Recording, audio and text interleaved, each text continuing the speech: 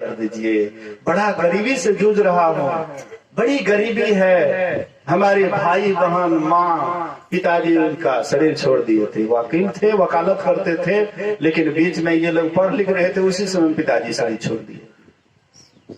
बड़े भाई होने के नाते सबका भार इसी के ऊपर आ गया। स्वामी विवेकानंद के ही पास पूरा परिवार का भार आ गया।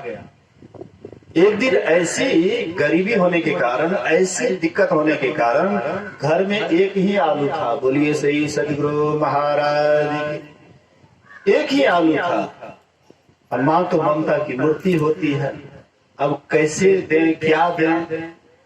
तो माँ क्या करती है, तो वही एक आलू उसन करके उसी में रस डाल दिए, रसदार सब्जी बना करके, चारों पांचों भाई गोल करके बोले कि बैठ जाओ, गोलाकार। हाँ, बैठ गए।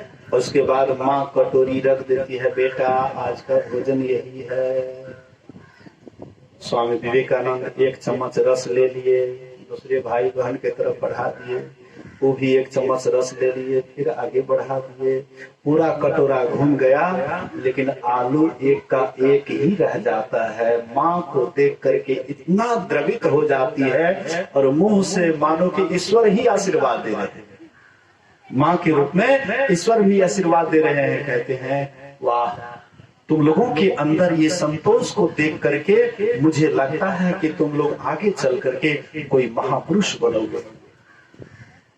वही होता है, माँ का आशीर्वाद हुआ। वही स्वामी विवेकानंद गरीबी से जूझ करके अंत में नौकरी पूरा कलकत्ता छान डाले। अंग्रेजों का समय था, पूरा कलकत्ता छान डाले, कहीं पर कोई नौकरी नहीं मिली। अंत में जब सगरे से निराश हो गए तो अंत में किसी ने कहा, दक्षिणेश्वर काली मंदिर में एक महापुरुष हैं, रामकृष्ण परमहंस जी महाराज, उसके पास चले जाओ, शायद वे कृपा अगर कर दें तो शायद तुम्हारा कुछ उन्नति हो जाएगा। तो गए रामकृष्ण परमहंस जी महाराज के पास, जाकर के प्रणाम करते हैं और कहते मैं बड़ी गरीबी से उब रहा हूँ, गरीबी से मैं परेशान हूँ, एक एक अन्न के लिए पूरा परिवार मोहताज है, इसलिए मैं आपके शरण में आया हूँ। रामकृष्ण परमहंस जी महाराज कहते हैं कि जाओ माँ के पास, माँ के पास जाओ। बोले कि मैं तो आपके पास आया था, आप हमको माँ के पास। कोई बात नहीं है, वो तेरी भी माँ है, वह मेरी भी माँ है, वो पूरा संसार की माँ है, इसलिए जाओ माँ के पास। अब आप लोग ऐसे नहीं करने लगेगा कि रामकृष्ण बोले हैं माँ के पास जाओ तो आप लोग वही करने लगेगा। संत का वचन है, संत कहाँ भेजते हैं और कौन रहस्य से भेजते हैं, यह संत ही जानता है।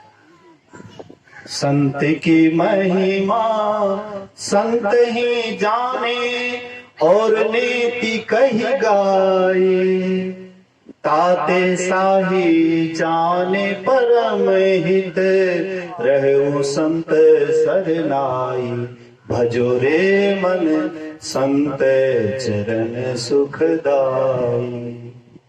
संत आपको किधर इशारा करते हैं वे संत ही जानते। कहते जाओ माँ के पास।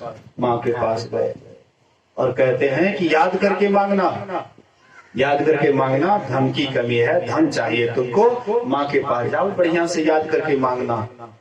अब ये क्या करते हैं, आंख बंद कर लेते हैं, हाथ जोड़ लेते हैं, कहते माँ मुझे ज्ञान दो, मुझे ध्यान दो, मुझे भक्ति दो, मुझे वैराग्य दो। आंख खुलता है, गए, कहते क्या मांगा माँ से? बोला कि आंख बंद होने के बाद तो धन को भूल गए। बोलिए श्री सदगुरु महाराज। भक्तों का लक्षण है, ये भक्तों का लक्षण है। आप आंख बंद करने के बाद और धन को ही याद करते हैं। ध्यान पर जब बैठते हैं या गुरु महाराज के पास जाते हैं, हाथ जोड़ते हैं, आप क्या मांगते हैं? हमको बेटा दे दीजिए, हमको बेटी दे दीजिए, हमको धन दे दीजिए, हमको दौलत दे दीजिए। ये आपकी निशानी है कि आप संसारी आदमी है, इसीलिए संसार की वस्तु मांग रहे हैं। लेकिन ये आपके अंदर में आंख बंद होने के बाद परमात्मा से आप धन की कोई संसार की इच्छा न करके परमात्मा से परमात्मा को ही मांग रहे हैं। इसका मतलब है कि आपके अंदर में कोई विशेष, आपके अंदर में विशेषता है।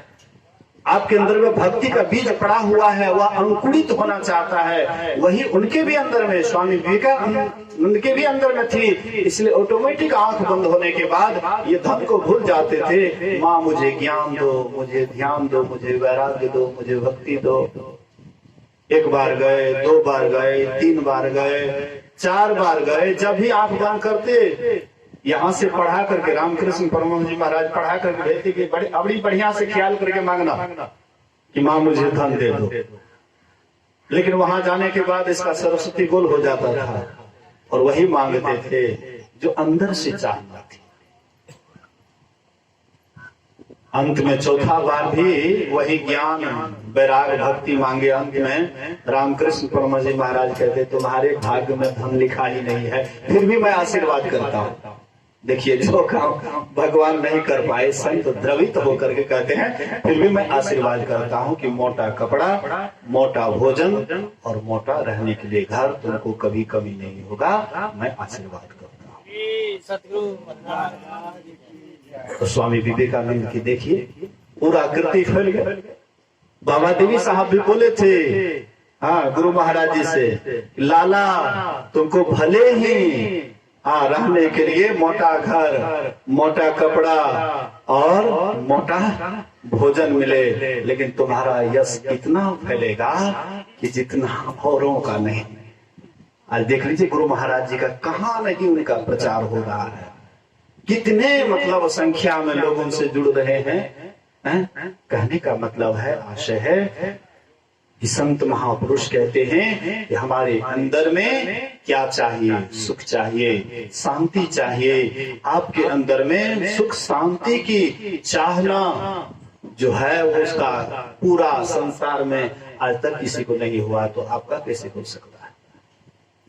सांसारिक चाहनाओं से किसी का भी आज तक मन पूरा नहीं हुआ है। जो 10, 20, 50 भय सत होई हजार तो लाख मांगेगी, कोटि अरब खरब असंख्य धरापति होने की चाह जगेगी। पृथ्वी पताल राज करो तब तृष्णा अधिकाधिक आग लगेगी। सुंदर एक संतोष बिना सठ तेरी तो भूख कभी न मिटेगी।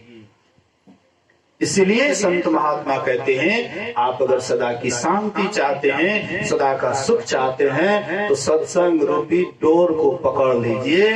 एक दिन आपको पानी भी मिल जाएगा, आपका प्यास भी सदा के लिए दूर हो जाएगा। लेकिन रस्सी को पकड़ करके रहिएगा तब न, और रस्सी कहीं छूट गया तो आपका उगैन भी चला गया कुआं में, बाल्टी भी चला गया, प्यासा का प्यासा ही रह गए। लेकिन अगर छोड़ को पकड़े हुए हैं तो बाल्टी भी आएगा, पानी भी आएगा, बाल्टी के साथ पानी भी आएगा, हम पी करके तृप्त हो जाएंगे। ऐसे ही सत्संग रूपी डोर को जो मजबूती से पकड़े हुए रहते हैं, अर्थात सत्संग को नहीं छोड़ते हैं। सत्संग मेरी श्वास है, गुरु महाराज कहते हैं, सत्संग मेरी श्वास है। जैसे श्वास के बिना हम एक पल भी नहीं जीवित रह पाते हैं, वैसे ही गुरु महाराज कहते हैं मैं सत्संग के बिना एक पल भी नहीं जीवित रह सकता हूँ। आप कहिएगा कि गुरु महाराज तो हर हमेशा प्रवचने करते थे, कि हर हमेशा सत्संगे सुनते रहते थे, 24 घंटा गुरु महाराज सोते नहीं थे, गुरु महाराज खाते नहीं थे, गुरु महाराज और काम नहीं करते थे। अरे गुरु महाराज जी के कहने का आशय क्या है? सत्संग 2 तरह का होता है। सत्संग 2 तरह का होता है, एक धर्म कथा बाहर सत्संगा और दूसरा अंतर सत्संग ध्यान भंगा। रहे जहाँ सत्संग नित सुजन जन सुनेत, शब्द तार धर सार प्रकृति पर उतारनम, भजो मन गुरु दयाल भव अपार तारनम। रहे जहाँ सत्संग नित, जहाँ पर सत्संग होता है, सुजन जन सुने हित, जो अच्छे अच्छे लोग होते हैं उनसे प्रेम हो जाता है, स्नेह हो जाता है। मैं भी देखता हूँ, जहाँ कहीं भी जाता हूँ देखता हूँ कि कौन अच्छा से बैठते हैं, कौन अच्छा से स्तुति करते हैं, शांत भाव से रहते हैं, किस तरह से ध्यान करते, किस तरह से सत्संग करते हैं। और जिसको बढ़िया देखता हूँ सत्संग से लगान, लगता है कि यह मेरे ही आदमी, अपना ही आदमी बुझाता है, नहीं बुझाता है पराया।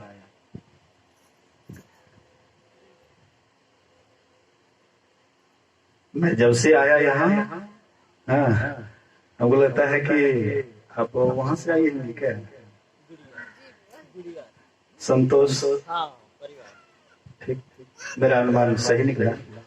बोलिए श्री सदगुरु। इनकी सास भी हाँ खूब बढ़िया सत्संगी, और कल से मैं देखा सुबह मतलब प्रातःकालीन सत्संग प्रारंभ हुआ तब से यह बैठी रही, अभी भी बैठी है। तो देखिए अच्छा काम का परिणाम अच्छा भी होता है। पति नौकरी करते हैं, पूरा परिवार सुख सुविधा में है। सत्संग को जो पकड़ लेते हैं हर तरह से उनके पास में आता है सुख सुविधा। याद रखिएगा, देर होता है अंधेर नहीं होता है। जो सत्संग रूपी डोर को पकड़ करके रहेंगे इन लोग भी उसका जीवन सुखी होगा।